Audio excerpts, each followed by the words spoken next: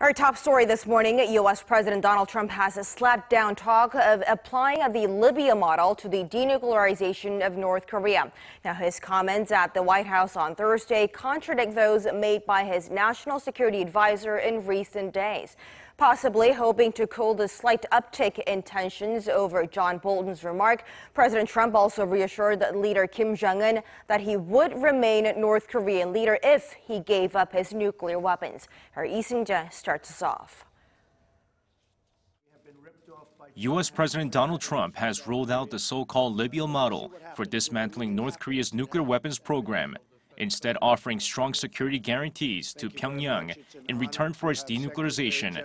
He pledged that the U.S. would grant the North such a guarantee if a satisfactory deal is struck.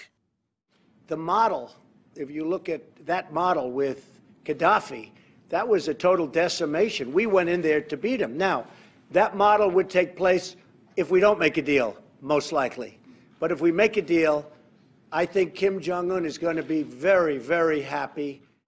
The Libyan model, which has been pushed on U.S. news networks by President Trump's national security advisor, John Bolton, calls for a quick dismantlement of North Korea's nuclear program with no guarantee of benefits to the regime in the process.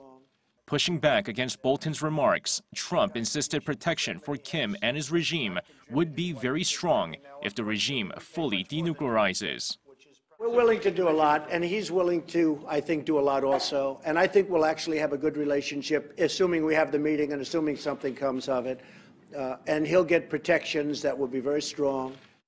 With all signs pointing to Bolton's mentioning of the Libya model being the reason behind North Korea's recent 180-degree turn, the White House has been stressing that's not the model they're incorporating, saying instead a President Trump model will be used. Will Trump's security guarantee be enough to ensure North Korea falls back in line? With the North Korea-U.S. summit set for June 12th in Singapore, the U.S. and South Korea certainly hope it will be. Seung-jae, Arirang News.